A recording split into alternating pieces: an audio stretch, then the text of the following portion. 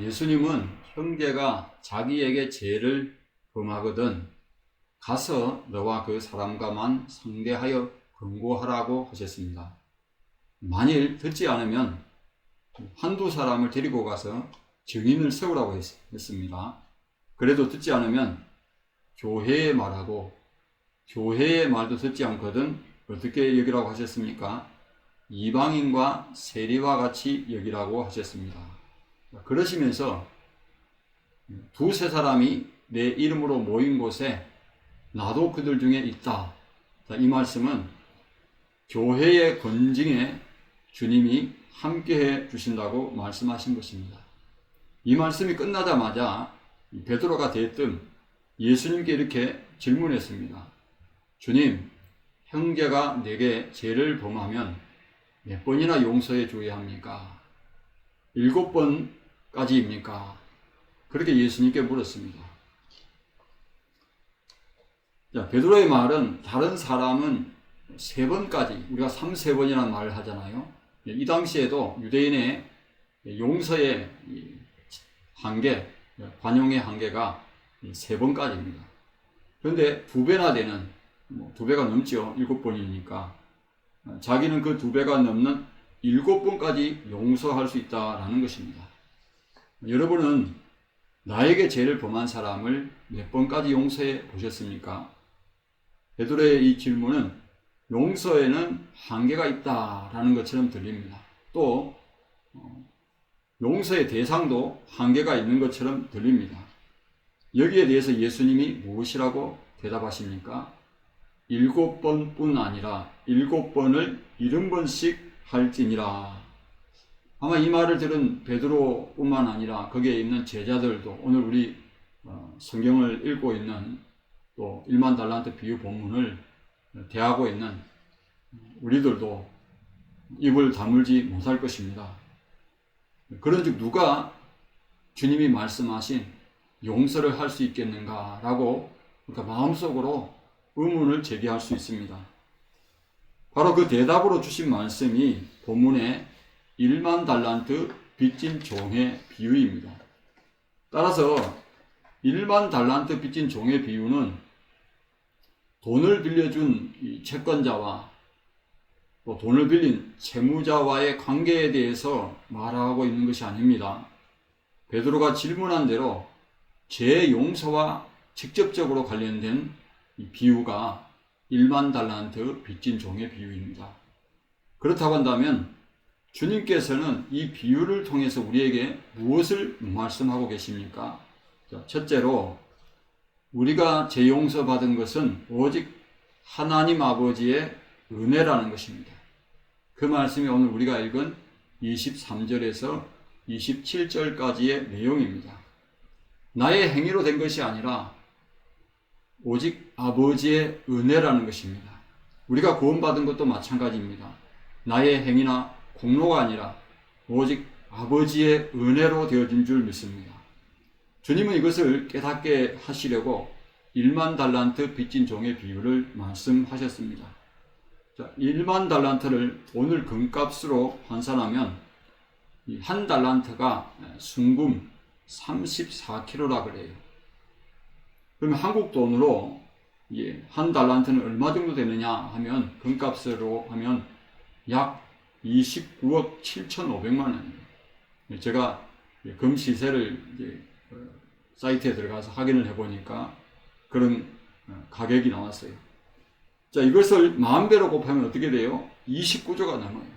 무려 30조 가까이 됩니다. 당시 한 달란트는 데나리온으로 환산하면 6천 데나리온에 해당합니다. 여러분, 한 데나리온이 노동자 하루 품삯이므로 6,000일은 16년 4개월 치가 이제 한 달란트에 해당하죠.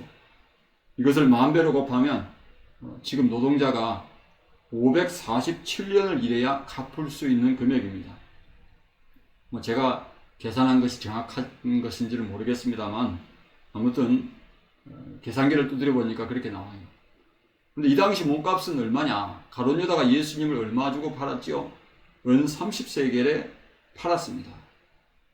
노동자 이 4일치의 품삯이므로 4데나리온에 예수님이 이제 가룟 유다 때문에 팔린 거죠. 사실상 이 종은 자기와 처자식을 다 팔아도, 모든 소유를 다 팔아도 갚을 수 없는 금액을 임금인 주인에게서 빚진 것입니다. 어떻게 생각하면, 아니 세상에 이런 빚을 주인에게 빚진 사람도 없거니와 또 그 돈을 자기 종에게 빌려주는 사람도 없을 것입니다.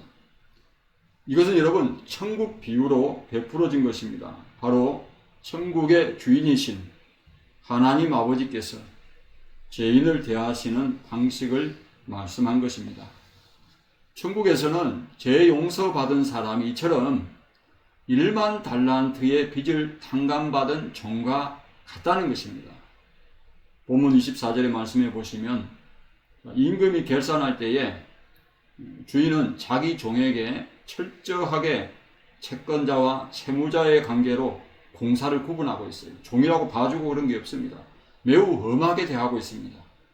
변제기가 도래했음에도 갚을 것이 준비 안 된 이 종을, 그 종의 주인은 그 몸뚱아리와 아내와 처자식들과 모든 소유를 팔아서 갚게 하라, 그렇게 명령을 내립니다. 이러한 주인의 태도를 오해하면 안 됩니다. 이것은 하나님께서 죄인을 대하시는 방식입니다. 죄를 진 자에 대해서는 반드시 죄값을 치르게 하는 것이 하나님의 정의요 공의입니다.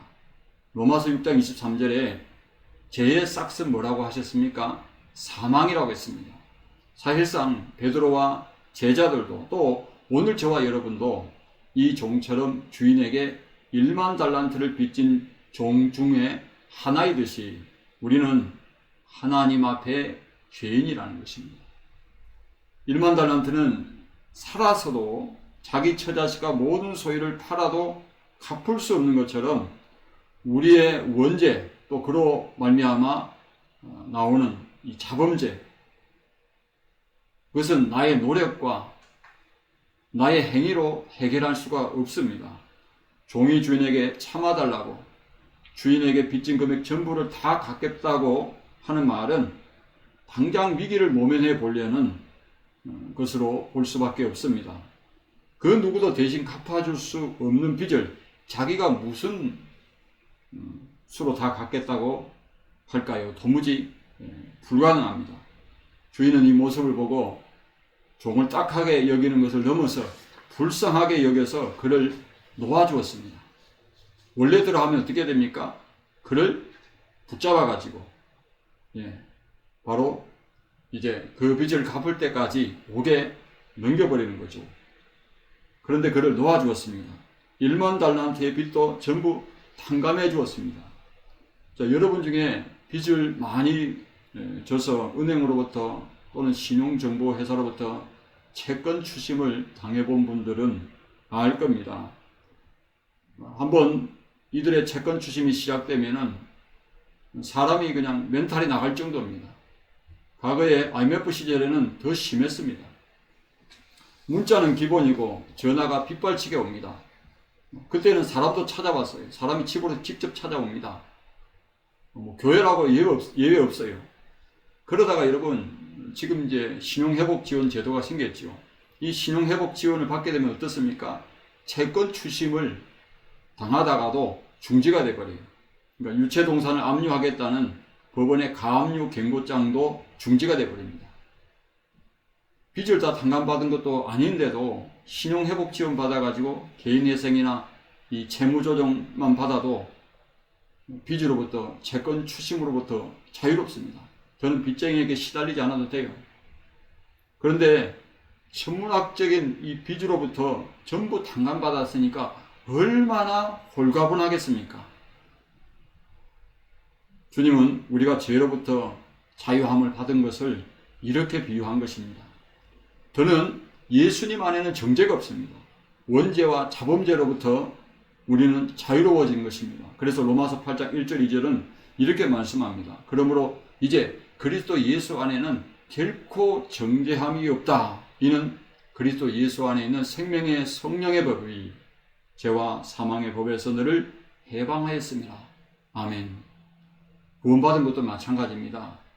우리가 죄로부터 용서받았다는 말은 무엇을 뜻합니까? 죄로부터 구원받은 것을 의미합니다. 우리가 구원받은 것도 나의 행위나 공로가 아니라 오직 하나님의 은혜예요. 그래서 에베소서 2장 8절의 말씀에 너희는 그 은혜에 은하여 믿음으로 말미암아 구원을 받았으니 이것은 너희에게서 난 것이 아니요 하나님의 선물이라고 했어요. 행위에서 난 것이 아니 누구든지 자랑하지 못하게 함이니라. 아멘. 그러므로 받은 은혜에 감사하시기 바랍니다. 자, 둘째로 아버지의 은혜로 재용서 받은 사람은 용서 못할 사람이 없어야 한다는 것입니다. 그것이 우리가 읽은 28절에서 31절 말씀의 내용입니다. 예수님은 베드로의 질문, 곧 형제가 내게 죄를 범하면 몇 번이나 용서해 주어야 합니까? 라는 질문에 7번뿐 아니라 7번을 70번씩 할지라. 그럼 7번을 70번 하면 뭐예요? 7, 7이 49. 490번까지라도 용서하라는 그런 뜻입니까? 사실상 용서에는 빈도나 횟수도 그 대상도 제한이 없다는 의미입니다.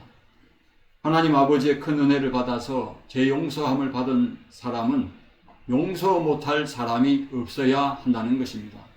이것을 가르치기 위해서 주인에게 빚진 금액 1만 달란트와 자기에게 빚진 자 100데나리온, 100데나리온은 노동자 하루 품삯이니까 100일이면 그렇죠, 갚을 수가 있잖아요. 자, 서로 대조해서 이렇게 말씀한 것입니다. 베드로가 7번까지 용서할 수 있다고 한 것은 당시 유대인 사회에는 칭찬받을 수 있는 태도입니다. 그러나 7번이 아니라 8번째 범죄하면 그때는 베드로는 어떻게 하겠다는 겁니까? 나는 용서 못해요. 주님, 7번까지는 내가 참을 수 있어요. 그러나 8번째는 난 용서 못해요. 그런 뜻 아닙니까? 만약 자기에게 범죄한 사람이 자기 가족의 원수라면 그때는 어떻게 할 거예요? 이렇게 되면 베드로는 죽었다 깨어나도 자기 마음으로 자기 원수를 용서 못합니다. 그러나 십자가의 은혜를 받은 사람은 할 수가 있습니다. 원수까지도 사랑하여 십자가에 못 박힌 주님의 은혜라면 할 수 있어요. 왜냐하면 십자가로 하나님과 원수된 관계를, 우리 죄인을 화목하게 하셨기 때문입니다. 에베소서 2장 16절 말씀, 또 십자가로 이들을 한 몸으로 하나님과 화목하게 하십니다. 원수된 것을 십자가로 소멸하시고. 아멘. 이와 같은 원리로 십자가는 나와 원수된 사람, 나와 척을 진 사람, 바로 그 사람과 화목하게 하는 능력이 있어요. 하나님은 원수된 것을 십자가로 소멸하십니다. 저와 여러분은 종이 자기에게 100데나리온 빚진 자를 대하는 방식으로 내게 잘못한 자, 내게 범죄한 자를 대하고 있지는 않습니까? 여러분, 나를 도둑놈 취급하고 나를 나쁜 사람이라고 모함하고 다니고 나의 명예를 떨어뜨린 사람을 보통 사람은 어떻게 여러분 반응합니까? 결코 절대로 내가 용서 못해. 내 눈에 흙이 들어가기 전에는 내가 그 사람 용서 못해. 그렇게 말하지 않습니까? 나와 내 가족에게 큰 손해를 끼친 사람을 나는 절대로 용서 못한다. 그런 사람은 멱살이라도 잡고 내 동댕이 치고 싶을 것입니다. 내 눈을 상하게 했으면 이빨이라도, 내 가족의 눈을 상하게 했으면 이빨이라도 부러뜨리고 싶지 않습니까? 다리를 다치게 했으면 몸뚱이를 아예 못 쓰게 만들고 싶지는 않습니까? 그래서 고소라도 고발이라도 해서 행사처벌이라도 받게 하려고 하지는 않습니까? 만약 그렇다면 우리도 이 비유에 나오는 주인에게서 1만 달란트를 탕감받고도 자기에게 100데나리온 빚진 동료를 무자비하게 대한 바로 그 종 중에 한 명이라는 것입니다. 본문 31절 말씀에 보듯이 종의 이와 같은 태도는 동료들이 보더라도 몹시 딱하게 봤어요. 정말 딱하게 여기고 불쌍히 여길 사람은 누굽니까? 주인에게서 1만 달란트를 전부 탕감받은 종이어야 했습니다. 하지만 이 종은 자기에게 빚진 동료를 무자비하게 대했어요. 딱하게 여기지도 불쌍하게 여기지도 않았습니다. 여러분은 누가복음 10장의 선한 사마리아 사람의 비유를 기억할 것입니다. 예수님이 누가 강도 만난 자의 이웃이 되겠느냐 할 때에 이 율법 교사는 어떻게 깨달았습니까? 예수님 말씀합니다. 자, 제사장, 레위 사람, 사마리아 사람, 이 세 사람이 있었는데 강도 만난 자의 이웃이 누굽니까? 제사장 그냥 보고 지나갔어요. 피하고 지나갔어요. 레위 사람도 그냥 피해서 지나갔습니다.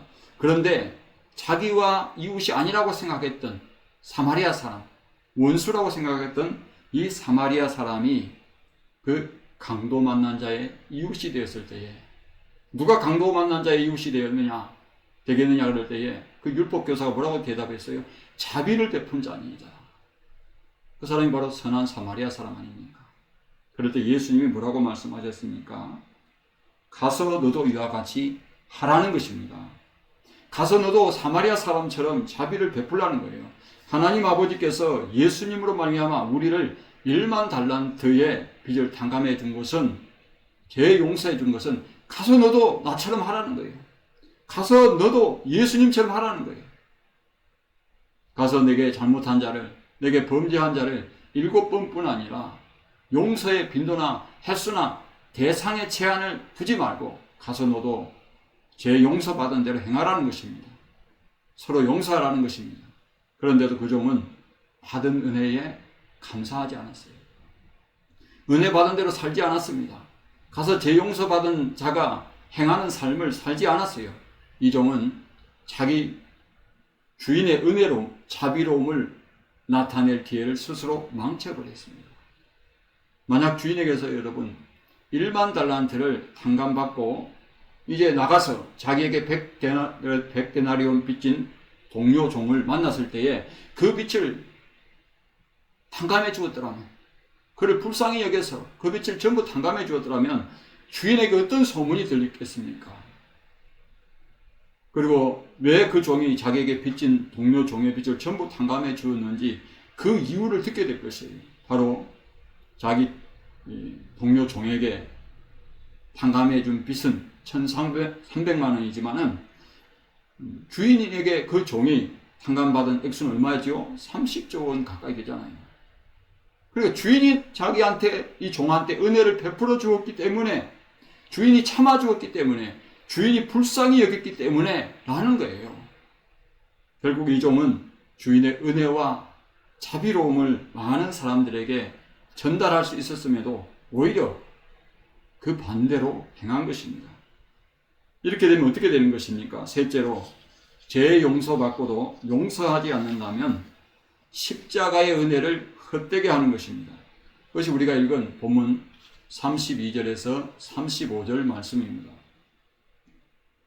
여러분, 헛되게 한다는 의미는 가치 없게 만든다, 쓸모없게 만든다, 효력이 없게 만든다.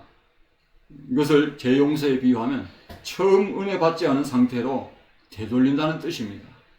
하나님께서 우리를 죄 용서하기까지 독생자 예수 그리스도께서 십자가에 못 박혀 고난을 당하시고 죽으셨어요. 바꾸어 말하면 예수님께서 우리 죄를 대신해서 십자가에 못 박혀 죽으신 것은 우리에게 십자가의 은혜로 살게 하기 위함이라는 거예요. 십자가의 능력으로 살게 하기 위함이라는 것입니다. 내가 너희를 사랑한 것 같이 너희도 서로 사랑하라는 이 말씀은 내가 너희를 용서한 것 같이 서로 용서하라는 것입니다. 예수님은 이 1만 달란트 빚진 종의 비유를 시작하실 때에 본문 23절 말씀에 보시면 그러므로 천국은 이라고 하셨습니다. 이 말씀은 예수 믿는 사람은 내게 잘못한 자에 대해서, 내게 범죄한 자에 대해서 용서 못하는 사람이 아니라 용서하는 사람이라는 거예요. 왜 그렇습니까? 주인에게서 1만 달란트의 빚을 탕감받은 종처럼 평생 갚아도 그 누구도 내 빚을 전부 탕감해 줄 수 없는 것처럼 예수님의 십자가의 은혜로 원죄와 자범죄를 용서받았기 때문입니다. 그러니 내게 자범죄를 범한 사람의 죄를 용서하는 사람이 바로 누구다? 십자가의 은혜를 받은 사람이라는 거예요. 예수 믿는 사람입니다. 이 세상뿐만 아니라 천국에서도 예수님의 제자된 자들입니다. 천국 백성입니다. 왜 베드로가 3번이 아니라 7번을 말했습니까? 자기 마음에 7번까지는 할 수 있을 것 같아요. 그런데 8번까지 하면 못하는 것 같아요. 그러나 주님은 35절 말씀에 보시면 너희가 각각 마음으로부터 형제를 용서하지 아니하면 이라고 하셨습니다. 자, 자기 마음에 용서가 될 때까지 하라는 것입니까? 3번이 아니라 7번뿐 아니라 7번을 70번을 하더라도 마음에 용서가 될 때까지 용서하라는 그런 말입니까? 어떻게 보면 여러분 모순된 말처럼 들려요. 왜? 마음에 용서가 안 되는데 그게 7번이고 뭐 70번이고 그게 다 무슨 소용이 있어요? 그런즉 누가 예수님이 말씀하신 용서를 할 수 있다는 거예요? 마태복음 19장 25절에 이런 말씀이 있습니다. 예수님은 낙타가 바늘기로 들어가는 것이 부자가 하나님 나라에 들어가는 것보다 쉽다 그랬어요. 그 말을 들은 제자들이 몹시 놀라가지고 그런즉 누가 구원을 받을 수 있습니까? 라고 예수님께 물었어요. 그럴 때 예수님은 마태복음 19장 26절 말씀해 보시면 사람으로서는 할 수 없으되 하나님은 하실 수 있다라고 말씀하셨습니다. 바로 십자가의 능력, 십자가의 은혜로 되어진 줄로 믿습니다. 예수님이 십자가에 못 박힌 것은 바로 이 때문입니다. 그 십자가는 용서하는 능력이 있습니다. 원수라도 용서할 수 있는 능력이 있어요. 따라서 예수 믿는 사람은 자기 마음대로 사는 사람이 아니라 십자가의 능력으로 십자가의 은혜로 사는 자입니다. 세상 사람들이 용서를 미덕으로 여길지라도 은혜 베푸는 것을 자비로 여길지라도 선행으로 여길지라도 칭찬받고 상받는 것으로 여길지라도 예수 믿는 사람은 그것을 당연하게 여기는 사람이라는 거예요. 아니 용서 못하는 자신을 용서 못하는 그리스도를 이상하게 여기는 사람들이 누구다? 예수 믿는 사람이라는 겁니다. 왜입니까? 우리는 십자가의 능력으로 십자가의 은혜로 사는 사람이기 때문입니다. 그러니 십자가의 은혜로 제 용서받고도 내게 잘못한 자에 대해서 내게 범죄한 자에 대해서 용서하지 않는다면 십자가의 은혜를 헛되게 하는 것입니다. 무가치하게 쓸모없게 하는 것입니다. 그런 사람이 어찌 예수 믿는 사람이라고 할 수 있겠습니까? 그런 사람이 어찌 구원받은 사람이라고 할 수 있습니까? 천국에 들어갈 것이라고 확신할 수 있겠습니까? 그런 사람은 1만 달란트 빚을 탕감받고도 자기 동료에게 무자비하게 대한 자, 참아달라고 하는데도 허락하지 않고 빚을 갚을 때까지 옥에 가두어버린 종처럼 주인이 다시 1만 달란트 빚을 갚으라고 하는 것처럼 빚 탕감이 어떻게 되었어요? 취소되어 버렸습니다. 30조 원이나 되는 가까운 그 어마어마한 엄청난 빚, 평생 갚아도 못 갚는 것, 뭐 차자손손 죽고 나서도 그렇게 8대 이르기까지 갚아야만 되는 그런 빚을 어떻습니까? 그 빚을 탕감을 받고도 자기에게 그보다 1,300만 원 빚진 동료를 무자비하게 대하니까 어떻게 되었어요? 빚 탕감이 되살아난 거예요. 다시 갚으라 하잖아요. 죄 용서받지 않은 상태로 되돌려져 버렸습니다. 죄 용서받지 않은 상태로 되돌리겠다고 하는 것은 한 번 받은 구원이 어떻게 되는 거예요? 취소될 수 있음을 말씀한 거예요. 본문을 다시 보시기 바랍니다. 18장 35절에 너희가 각각 마음으로부터 형제를 용서하지 아니하면 나의 하늘 아버지께서도 너희에게 이와 같이 하시리라. 용서하지 않겠다는 거예요. 이 본문을 가감하고 축소하면 안 되잖아요. 이 비유는 단지 용서의 비유가 아니잖아요. 우리가 죄 용서받은 것, 그건 구원과 직접적으로 관련이 있다는 거예요. 여러분 기억하세요. 구원은 아버지의 은혜로 받는 것이지만은 십자가의 은혜로 받는 것이지만은 심판은 용서받은 의인이라도 그 행위로 되어진다는 겁니다. 기억하시기 바랍니다. 일반 달란트 비유에서 빚 탕감이 종의 행위에 의해서 되어진 것이 아니듯이 제 용서는 죄인의 행위나 공로가 개입될 여지가 없습니다. 오직 하나님의 은혜 맞습니다. 오직 주인의 은혜로, 자비로, 십자가의 은혜로 되어진 것입니다. 그러나 빚 탕감이 취소된 것은 주인이 그 동기를 제공하지 않았습니다. 바로 종이 그 동기를 제공한 것입니다. 종의 악한 행위에 의해서 빚 탕감이 취소된 것입니다. 그런데도 한 번 받은 구원이 영원하다고 한다면 죄 용서받았으면서도 형제를 용서하지 않는 것은 너무나 마땅하다는 이상한 해석이 되어버리는 거예요. 그렇지 않습니까? 잘못 해석하고 적용하는 오류를 범하는 것입니다. 사람은 완벽하지 않잖아. 누가 예수님이 말씀하신 용서를 할 수 있겠어? 누가 마음으로부터 형제를 용서할 수 있겠느냐라고 반문한다면 분명 그는 자기의 힘으로 사는 자예요. 십자가의 은혜로 사는 자가 아닙니다. 십자가의 능력을 의지하는 자가 아닙니다.